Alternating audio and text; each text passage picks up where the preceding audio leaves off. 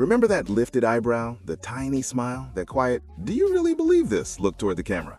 Tom Selleck turned it into a skill on Magnum PI, making the audience feel like they were part of the joke, even if Higgins never was. Today we're revealing 15 things you might not know about everyone's favorite mustache-wearing private investigator. And no, we're not trying to figure out how Robin Masters made enough money from writing books to afford that huge estate in Ferrari. Those royalty checks must have been unbelievable. But before we get into it, make sure to like and subscribe because it really does support the channel. Now, for anyone who needs a quick reminder, Magnum PI, which aired from 1980 to 1988, followed Thomas Sullivan Magnum IV, a former Navy SEAL who became a private investigator, living an amazing life in Hawaii. With his friends TC and Rick helping him out, Magnum solved cases while driving around in Masters' Ferrari and constantly irritating Higgins, the strict estate manager of Robin's Nest. So grab your aviator sunglasses and get ready because here are 15 things you probably didn't know about Magnum PI, the show that made us all feel like we should move to Hawaii, even if our only car was a beat-up station wagon. Number 1. The Chip and Dale connection. If Dale from Chip and Dale Rescue Rangers always seemed a little familiar, there's a reason. His red Hawaiian shirt, relaxed attitude, and adventurous personality were directly inspired by Magnum. Meanwhile, Chip wore a fedora and leather jacket that reminded people of Indiana Jones. Interestingly, Tom Selleck was originally considered for the role of Indiana Jones, and we'll talk more about that later. So, in another universe, both chipmunks could have been copying Selleck's famous style. Magnum's influence didn't stop with TV though. His signature Hawaiian shirt started a fashion trend in the 1980s, turning the Aloha shirt from simple beachwear into a popular fashion statement. Hawaiian shirts became more popular as fans tried to copy Magnum's style and capture the feeling of the show. So the next time your kids are watching Rescue Rangers on Disney Plus, you can point to Dale and say, "See that chipmunk? He's dressed like the guy who made Hawaiian shirts cool." They might roll their eyes, but deep down, it'll remind you of a time when you rocked that tropical style too. Number 2. The original theme song that got replaced.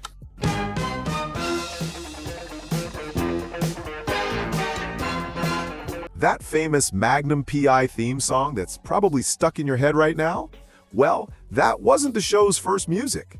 The pilot actually had a jazzier, more relaxed tune made by Ian Freeburn Smith. It was the kind of background music you'd expect while sipping a martini in a smoky piano bar, not while chasing bad guys on the beaches of Oahu.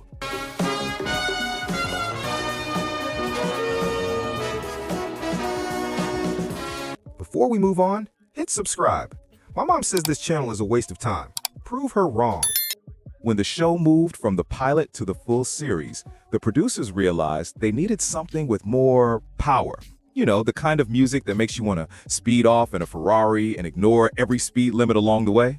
So they brought in the famous duo Mike Post and Pete Carpenter to create a new theme. The result was a high-energy, instantly recognizable anthem that still shows up in memes, commercials, and sports events even decades later. It's like when your favorite band finally drops the acoustic guitars, turns up the amps, and suddenly goes from playing small coffee shops to selling out stadiums. The original theme was nice, but the new one became so famous that it's basically the 1980s in TV music form. Number 3. John Hillerman was a Texan, not British. Higgins, with his perfect British accent, military posture, and strict sense of proper behavior, was the ideal opposite of Magnum's relaxed Hawaiian shirt-wearing style. But here's the surprise. John Hillerman, the actor who played Jonathan Quayle Higgins III, and yes, that's his real name, wasn't British at all. He was born and raised in Texas. Hillerman learned his flawless upper-class British accent through years of practice, which means the man who sounded like he should be serving afternoon tea at Buckingham Palace actually grew up in Denison, Texas. He did the accent so perfectly that even real Brits were fooled. A pretty big compliment when your hometown is more likely to serve barbecue than high tea. You mean for the next week, I'm going to have to live in this squalor with... I found it! And if you've never heard Hillerman's real voice, get ready to be amazed. I like Higgins, though. We're not alike, but I do like him. I enjoy doing that character very much. He's fun in his own. Hillerman's performance as Higgins earned him 5 Golden Globe nominations, winning in 1981, and 4 Emmy nominations, winning in 1987, making him one of the most celebrated supporting actors of his time. Not bad for a man who spent his career convincing everyone he was born across the Atlantic. He retired from acting in 1999 and went back to his home state of Texas, where he lived until he passed away in 2017. He's definitely remembered with fondness. I mean, who else is still surprised that he wasn't actually British? Or is it just me? Number 4. The famous Detroit Tigers cap with Selleck's personal touch. Rose's crew is not gone yet. And who is this man? A detective on TV, not a baseball player. His name is Tom Selleck. That Detroit Tigers cap became as famous as Magnum's mustache. But it wasn't just part of the costume. It was a personal touch from Tom Selleck himself. As a lifelong Tigers fan and a Detroit native, Selleck wanted Magnum to show a bit of his own personality. So, he asked the producers if his character could wear the cap. They said yes, and a piece of Michigan pride became part of TV history. But Selleck's love for the Tigers didn't stop at the hat. In the Season 3 episode, A Sense of Debt, Magnum meets real-life Tigers legend Lou Whitaker and Alan Trammell. Before we move on, smash that like button and subscribe. My mom bet I wouldn't hit 1,000 subs. Let's not let her win. Though, in a classic 80s TV twist, he didn't recognize them out of uniform. If you ask me, that's a big miss for a huge Tigers fan. Anyway, if you ever want to see the real thing, Selleck's original Magnum PI cap now lives in the Smithsonian National Museum of American History, making it maybe the most famous baseball cap in TV history. Number 5. The Ferrari wasn't actually that fast.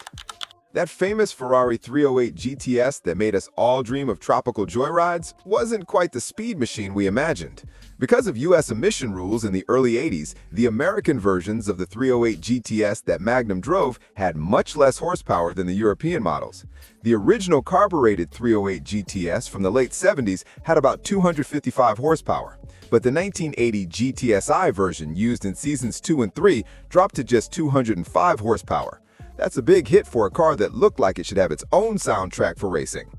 Ferrari later fixed this with the 1984 308 GTS Quattrovalvole or QV model seen in the later seasons, which raised it back to 230 to 235 horsepower, though it still fell short of the European versions. If you're in the Scottsdale area this week and you're a Ferrari fan or a Magnum PI fan, So while it wasn't exactly slow, it also wasn't the speed demon the show's chase scenes made it seem. It's like dating someone beautiful with a terrible sense of direction. They might not get you where you're going, but they sure look good doing it. Still, that didn't stop one of the QVs from selling for $181,500 in 2017.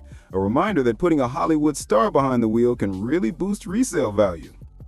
Despite its modest power, the 308 GTS is still one of the most recognizable Ferraris ever made, largely thanks to Magnum PI, showing that sometimes it's better to look fast than actually be fast, especially when you've got Tom Selleck behind the wheel to distract everyone. Number 6. The show's Hawaiian location was a happy accident.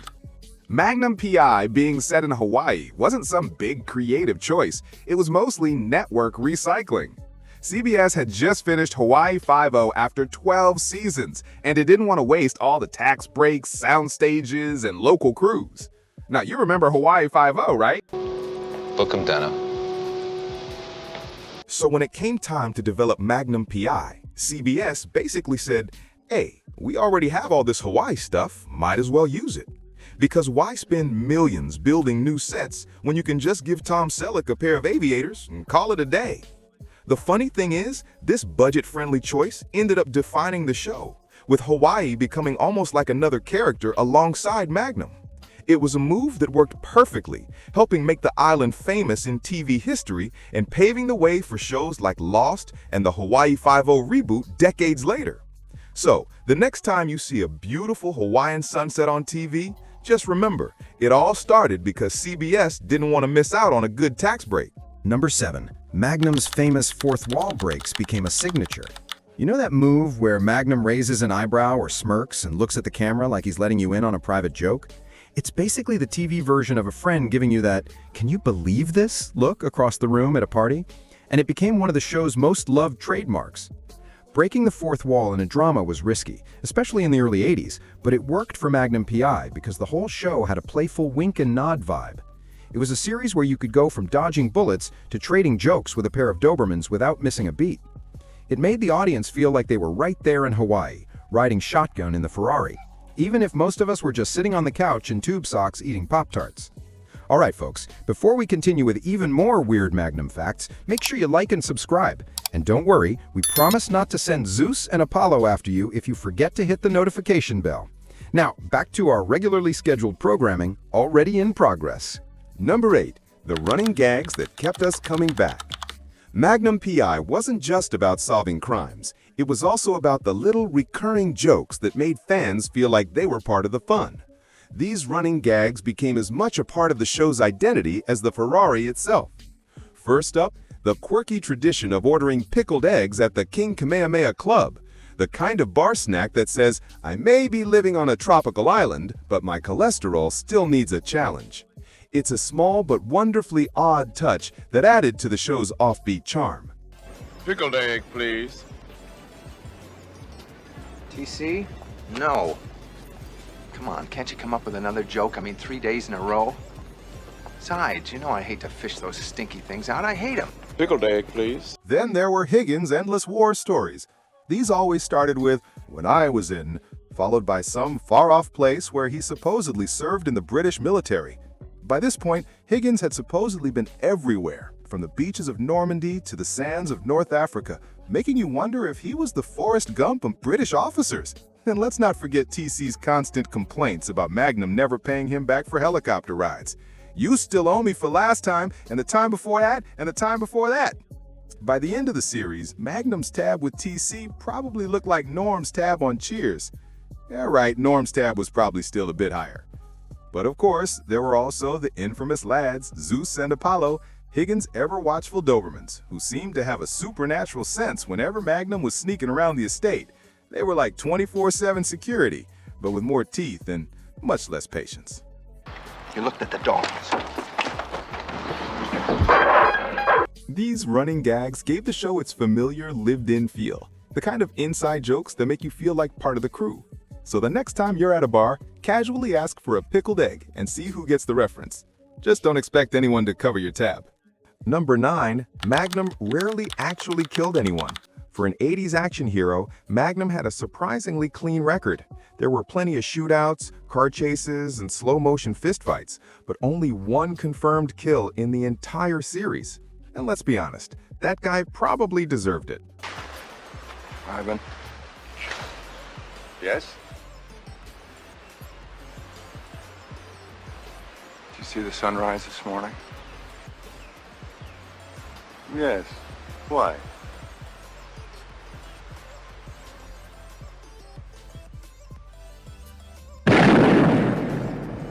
Sure, he might have cracked a few ribs and blown up the occasional speedboat, but he never went full Rambo. This wasn't an accident. It was a deliberate choice by the show's creators to make Magnum different from other trigger-happy TV heroes. While shows like the A-Team somehow fired thousands of rounds without hitting anything but scenery, Magnum's restraint was about his character, not network rules. His military training made him capable of lethal force, but his moral code kept him from crossing that line, like a mustached Batman. He was the kind of guy who could punch out a henchman, ruin his boss's wine cellar, and still have time to crack a joke about it. A thinking man's action hero who preferred a well-timed right hook over a body. It was a smart choice that kept him tough without turning him into a cold-blooded killer. The kind of guy who could solve a mystery, dodge a punch, and still make it to the beach for a cold one. Number 10. The Real Robin's Nest. For all the years we watched Magnum P.I., most of us probably assumed that Robin's Nest, the beachfront estate where Magnum lived rent-free, dodged Higgins' Dobermans, and sipped his morning coffee like he never had to worry about a mortgage, was just a TV creation. But the real-life mansion, known as the Anderson Estate, was an actual piece of prime Hawaiian real estate on Oahu's beautiful Waimanalo Beach. With its distinctive red-tiled roof, private lagoon, and sweeping ocean views, the Anderson Estate became one of the most recognizable TV locations of the 80s, the kind of place you'd expect to see on a postcard, or at least as the backdrop for a million Magnum smirks. Sadly, this piece of TV history was sold in 2015 and later demolished because apparently even iconic TV homes can't escape the wrecking ball forever. So if you ever find yourself on Oahu and someone asks if you know where Robin's Nest is, just give them a knowing nod and maybe add, Don't worry, I won't tell Higgins you were asking. Number 11. Tom Selleck's generosity to the crew. After 8 successful seasons, you'd think CBS would have been handing out bonuses like Magnum tossing his car keys to the valet. But when the network refused to pay bonuses for the final season, Tom Selleck stepped up in a big way. Instead of flipping a table or storming off to his trailer, Selleck quietly wrote $1,000 checks for each crew member. And this was 1980s money, about $4,000 today, roughly the cost of a decent used car back then. Raise your hand if you bought your first car for less than $1,000. Oh, it must just be me. Anyway, for a show with a large crew, this would have cost him tens of thousands of dollars. This kind gesture cemented him as a genuine class act in an industry where tantrums over the wrong color M&Ms are practically a rite of passage. No wonder the guy still gets work whenever he wants. When you're known for giving out checks instead of flipping them, Hollywood doesn't forget. Number 12. The show was ahead of its time on PTSD. Beneath the sun-soaked beaches, car chases, and 80s action moments, Magnum P.I. addressed a topic most shows of its era avoided: PTSD and Vietnam veterans. While other shows made vets either one-dimensional loose cannons or flawless action heroes, Magnum P.I. took a more thoughtful approach. Thomas Magnum, TC, and Rick were all Vietnam veterans, and the show didn't shy away from their trauma. Flashbacks, nightmares, and quiet moments of reflection reminded viewers that these characters carried scars even Hawaiian sunsets couldn't fully heal. This authenticity came directly from series creator Donald P. Belisario, a former Marine, who used his own experiences to add emotional depth to the show's sunny adventures. So while audiences tuned in for the Ferrari chases and beachside shootouts, they also got a rare look at the lasting psychological effects of war, making Magnum P.I. one of the first shows to seriously explore combat trauma. It's a small but important detail that set Magnum apart from the one-dimensional action heroes of the era, and another reason why the show still holds a special place in fans' hearts. Number 13. Magnum P.I. had a real crossover with Murder, She Wrote. In 1986, two of TV's most unexpected detectives crossed paths in one of the strangest crossovers of the decade. I know of J.B. Fletcher, but I thought he was an author. No, I mean, if you're the J.B. Fletcher I know of, I just didn't know you were a woman. It all started with the Magnum P.I. episode, Novel Connection, on November 19, 1986, and wrapped up just 4 days later with the Murder, She Wrote episode, Magnum on Ice. The story begins with Jessica Fletcher, played by the ever-sharp Angela Lansbury, visiting Hawaii for what should be a peaceful getaway, relaxing by the beach, enjoying some pineapple, and not tripping over corpses. But this is Jessica Fletcher, so of course she stumbles into a murder mystery.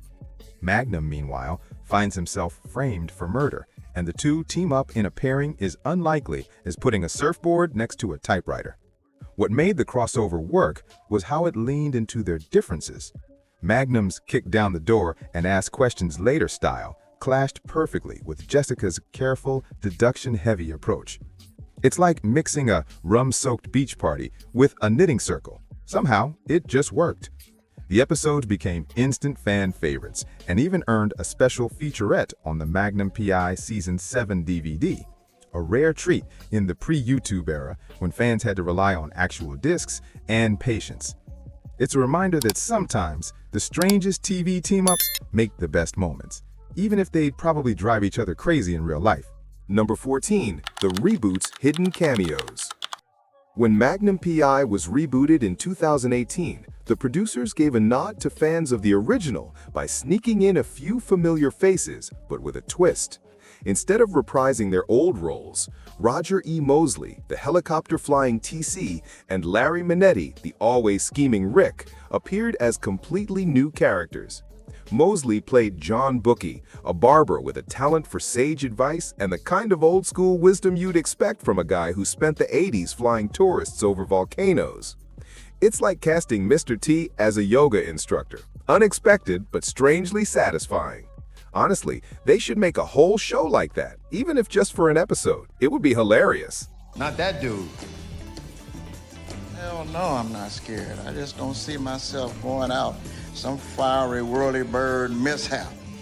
Manetti, meanwhile, showed up as Nicky the Kid DeMarco, a lounge singer with mob connections, basically Rick if he'd swapped his Hawaiian shirt for a sequin jacket. And because Manetti apparently enjoys a good crossover, he played the same character on the rebooted Hawaii Five-0, making him one of the few actors to appear in 2 reboots. These cameos were like when your favorite band reunites for a tour, but everyone decides to switch instruments. It's odd, but you're still happy to see them back on stage. It was a subtle way for the producers to honor the original while letting the reboot create its own identity. A tricky balancing act that actually worked really well for nostalgic fans. Number 15. Tom Selleck lost Indiana Jones because of Magnum P.I. You might think Tom Selleck's biggest Hollywood heartbreak was the day he had to shave off that glorious mustache to play Peter Malloy in 1997's In and Out. You couldn't possibly understand what this is like. Howard, I'm gay. But no, the real heartbreak came when he lost the chance to play one of the most iconic movie characters ever, Indiana Jones. That's right, Steven Spielberg and George Lucas originally wanted Selleck for Raiders of the Lost Ark. He wanted the role and they wanted him. It seemed like a perfect match made in action hero heaven. But there was one problem. CBS wouldn't release him from his Magnum P.I. contract. In an ultimate twist of fate, a writer's strike delayed Magnum P.I.'s production, which meant Selleck could have done both if the timing had been just a little different. But by then, Harrison Ford had already picked up the whip and fedora, and the rest is cinema history.